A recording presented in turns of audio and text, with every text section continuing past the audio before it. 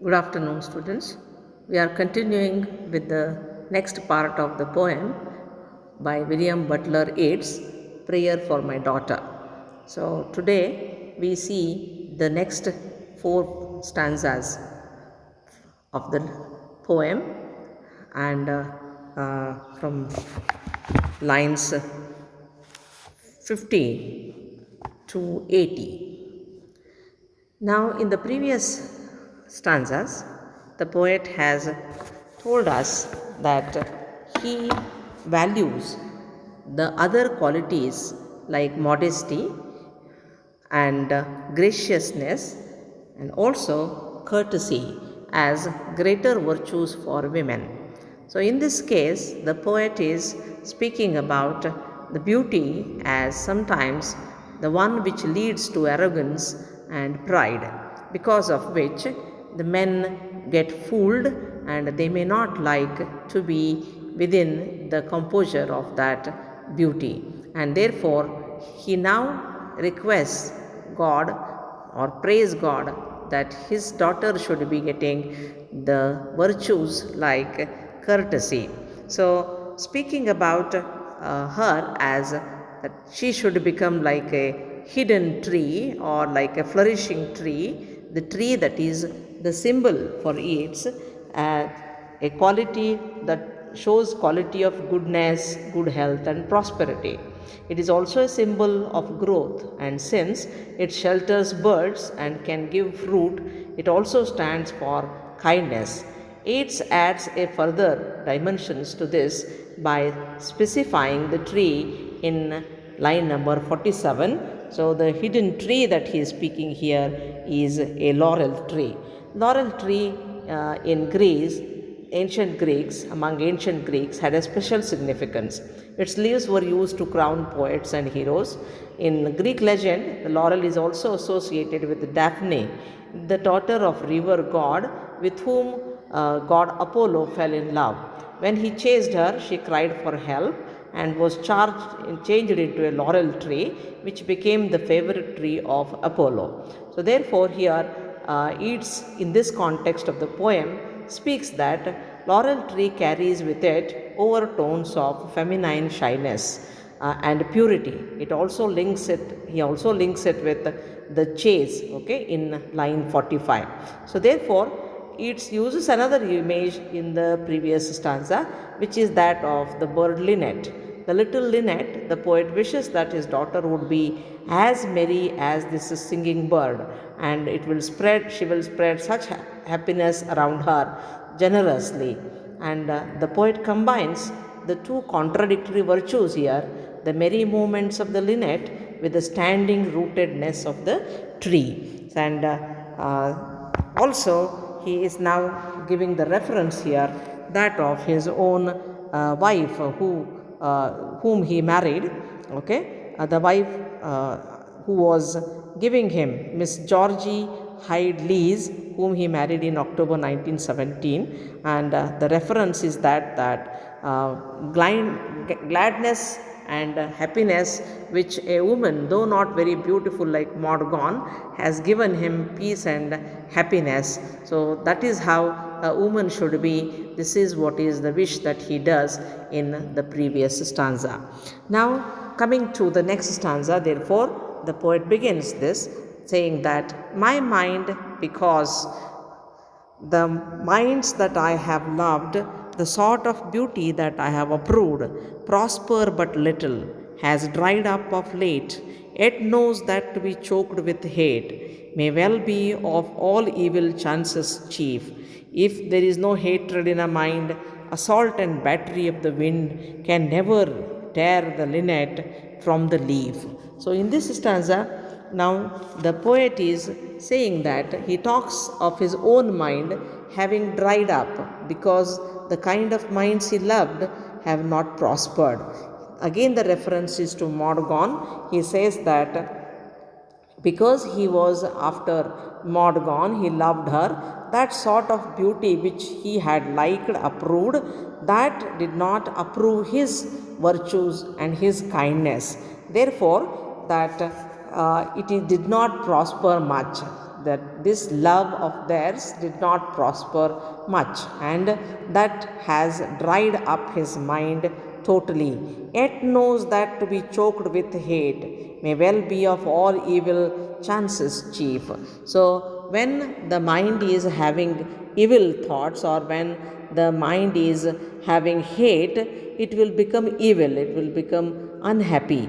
So, the mind that is without hate cannot be harmed because it is peaceful and calm. So, the two opposite things, one is mind with hate, another is mind without hate. The mind with hate is chiefly giving evils, whereas the mind without hate is always harmless and it is peaceful. So, the mind with hate will make the other people unhappy, and it is going to create the chase for happiness, whereas the mind without hate is always calm and quiet, and it is like that linnet, okay, which is been singing. Again he gives a comparison here. If there is no hatred in a mind, assault and battery of the wind can never tear the linnet from the leaf. So the idea is assault and battery are the two words he uses here, which means attack, which is a legal attack. Okay, so the poet says that if the mind is without any hatred, then it cannot be attacked by any evil feelings. Just like how the rough wind cannot make the linnet in a branch fall down from the leaf or tree and being harmed. Even though there is rough wind, see, the rough wind will be blowing, and this rough wind will maybe shaking the branches of a tree and leaves and all that, but still it cannot make the linnet fall down. The storm, the wind is wicked, so which is equal to wicked thoughts or wicked mind or mind with hate, whereas the linnet is standing for, okay, good mind. That means even if the evil mind is trying to work out, the mind without hate will not get disturbed. That is how a linnet cannot be thrown out of the leaf or from the branches because of the evil wind. So, thus, in the same fashion, if a person is not having wickedness in mind, hate in mind, then such person will be definitely in a calm and cool disposition, and that is how one can be making oneself happy. So, without knowing this in the beginning, his mind was, okay, full of hatredness because he tried to propose to Morgan, but she refused him. But this, he did not keep hatred in mind. He has come out of that. So, out of his own experiences, that the poet is speaking here. So, therefore, according to him, that there is a need that no hatred in the mind, then that person and his social life will never become vitiated, it will never be destroyed. Therefore, the poet wants that there should be no hatredness in the mind. And intellectual hatred is the worst. Intellectual hatred here is the hatred born out of mind. In the sense, mind is the place for that capacity like intelligence, rationality, thinking power, and thoughts will be arising in mind. They are not arising in heart, but heart has got emotions. So, these are the two things. So, hatred born out of mind is the one which is like, say, the intellectual hatred, because there a person has developed the feelings of hatred, feelings of jealousy, feelings of ill will. These are the qualities which are arising in the mind, and they try to take revenge, they try to create some harm to others. Whereas if it is a hatred born in the heart, that means the heart that is emotional, that emotional feeling is something different. Therefore, an intellectual hatred, the hate born in the mind, is more worst than that of the hate born in the heart. In the sense, so let her think opinions are accursed. So the idea here is the worst hatred is that of the mind which comes from being arrogant. So Yeats again refers here to Morgan, who through blessed with good looks and wealth has lost it all because of her obstinate self will. So the woman was thinking herself to be great because of her own beauty, and that kind of a beauty, to feel herself superior, is the one which is accursed, which is hateful. So have I not seen the loveliest woman born out of the mouth of plenty's horn, because of her opinionated mind barter that horn and every good by quite nature's understood for an old bellows full of angry wind. Now again he continues with the same idea, that the feelings which are there in the mind of Morgan, they were because of her intellectual pride, saying that she is the most beautiful woman. But then he says, have I not seen many women who are so beautiful and lovely, like Morgan? This Morgan, though she was born as the loveliest and beautiful woman, and she had the gift of mouth of, she is born out of mouth of plenty's horn, in the sense, already the plenty's horn is cornucopia, is a symbol for plenty and prosperity. So she is born out of the prosperity, she has been gifted with beauty by the plenty's horn.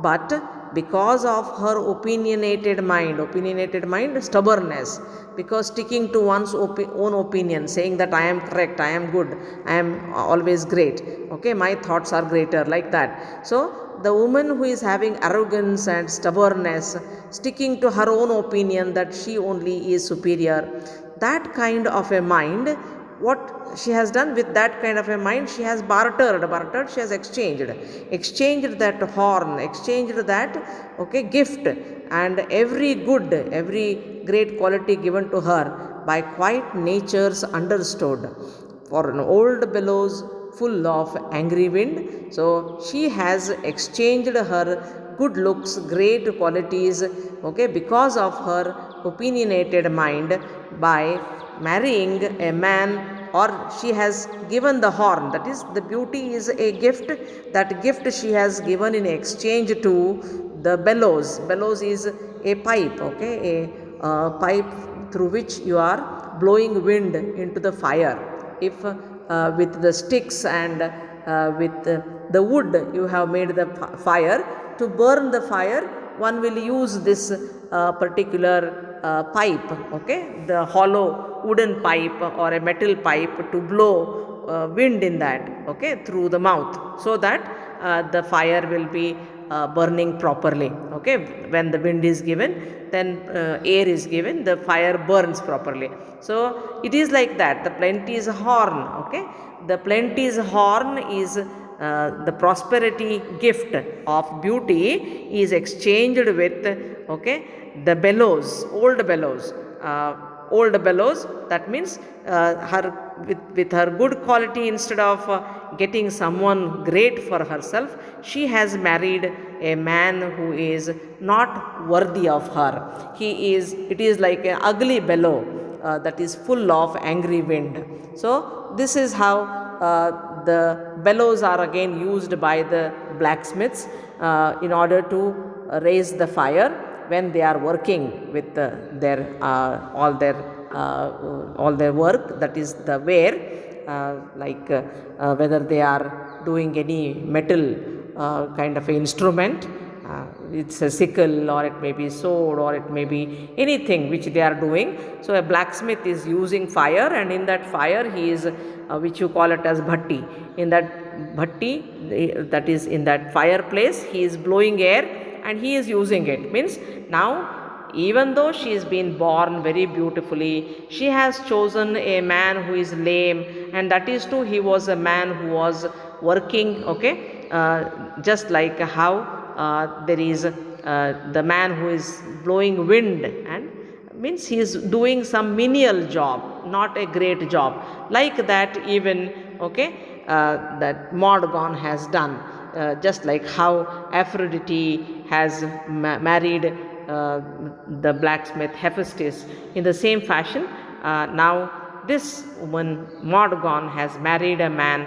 who was not worthy of her. That is how she has exchanged, okay, she has exchanged her good gift of beauty with something of an ugly thing, okay, ugly thing, that is her husband. So that is how women are behaving, and that is how sometimes, because of their opinions, their minds are full of hatred and opinions which are not changing. That is why they behave like this, and that is how they become the women without any real happiness. So considering that, next paragraph therefore says, considering that all hatred driven hence, the soul recovers radical innocence and learns at last that it is self delighting, self appeasing, self affrighting, and that its own sweet will is heaven's will. She can, though every face should scowl, and every windy quarter howl, or every bellows burst,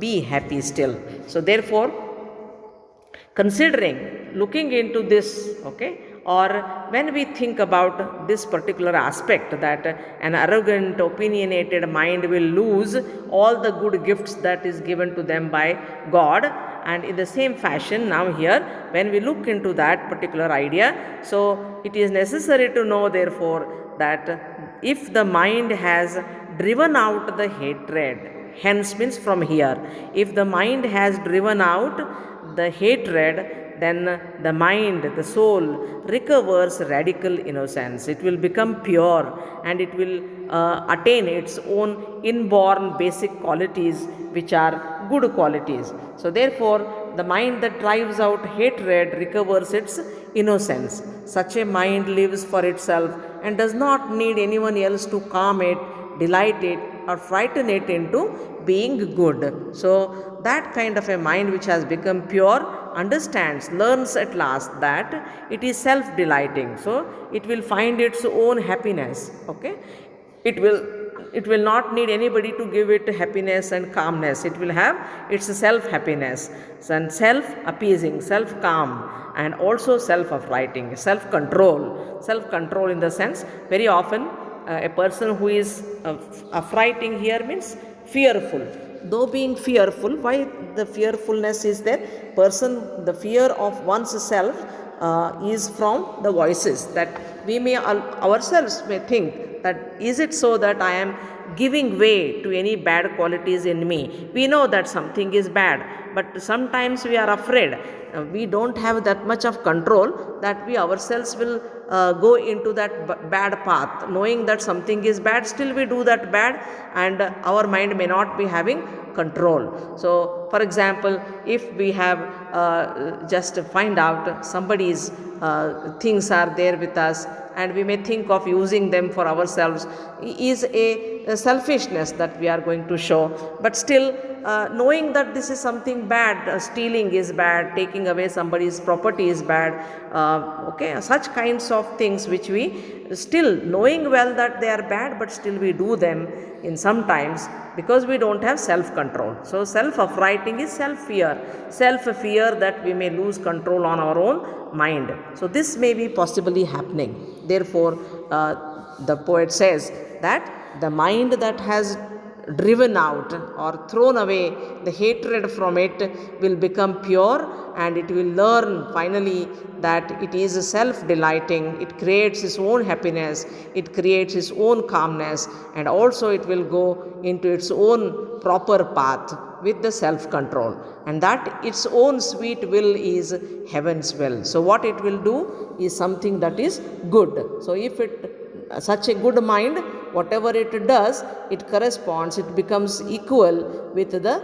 will of heaven, because when the mind is calm and pure and it is good, definitely it will do something good. So this good is what is the God's will is also. God also wishes us human beings to be good and pure and proper. So that is therefore God's will. So she can, though every face should scowl, and every windy quarter howl, or every bellows burst, be happy still. Even if if when a woman with calmness of mind, with self uprightness, okay, with self appeasing mind, without any hate, okay, if such a woman is there, such woman will throw away any kind of, she will not bother about any face that will scowl upon her or make her feel afraid or unhappy, or even any angry face she will not bother about. Others' comment also she will not bother. Every windy quarter howl means from wherever the criticism will come to her, she will not bother about such kind of a criticism. The bad tempered look, if somebody gives her, she will not bother about it. She will not even worry about the criticism made upon her, and she will be calm. Or every bellows burst, or even any kind of a bellows here again means any kind of comments are coming upon her or air is thrown upon her, then she will not be bothering about any kind of a violence is done to her, then also she will not be bothered. She will be creating happiness around her and she will live happily. Therefore, the poet wishes that the baby, his own baby, should have that kind of a mind without developing any hatred or any kind of a arrogance and opinionated mind. This is what is he wants for his daughter. And may her bridegroom bring her to a house where all is accustomed, ceremonious, for arrogance and hatred are the wares peddled in the thoroughfares. But how but in custom and in ceremony are innocence and beauty born? Ceremony is a name for the rich horn, and custom for the spreading laurel tree. So last stanza therefore is again wishing some great gift for his daughter.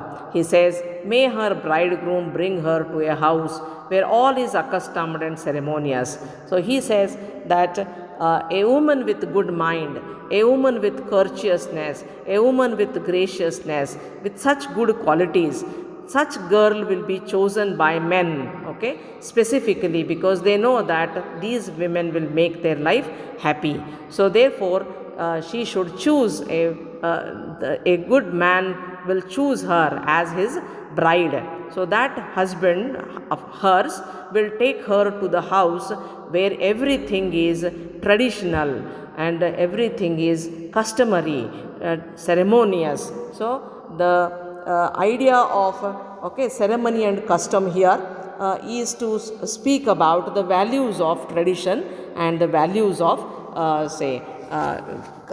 customs which are there from the beginning. Tradition and customs are the kinds of, they are the ones which are giving spiritual values to life. They are the ones that are giving the kind of rootedness to the house or to the life.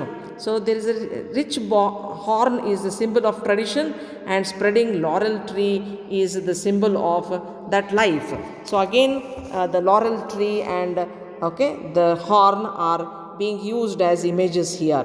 So he says the house which is having tradition, the house which is having the customs and all these things which are there in that life, they are all going to be there, and therefore the poet is speaking about them here. And the poet says that these are the ones which are very much necessary. And for arrogance and hatred are the wares peddled in thoroughfares. In the house where there is spirituality, there is value, there is happiness, in that house very often you can see that that house will not allow arrogance and hatred, because arrogance and hatred are the cheap qualities, like the cheap goods. Goods means cheap things which we buy in the market, which are peddled in the thoroughfares. Peddler is a person who is a hawker, who is walking in the streets to sell things. So he will be moving around to sell things. But when you buy things from the streets, thoroughfare streets, you will buy those things which are not of a quality. Therefore the man who is taking her to a traditional house where values are there and he is respecting her, it means that he knows how the good qualities are to be respected and loved. So the person who is taking her to the house, he will be valuing all her qualities. That is what the poet wants to say. So arrogance and hatred are the cheap qualities. They are like cheap goods sold on the streets, whereas courtesy, graciousness, and kindness and sympathy are such virtues which are like the precious goods sold in the shops. For example, a person may be selling the artificial things like glass bangles in on the road, whereas on the streets, whereas the diamond or gold bangles are sold only in the shop. Like that, the value of arrogance and hatred are like the cheap goods, means they are not being valued by anybody, and therefore in a house with full of customs and traditions, such values will not stay, whereas the good values will stay in the house where there is custom and ceremony, traditional house.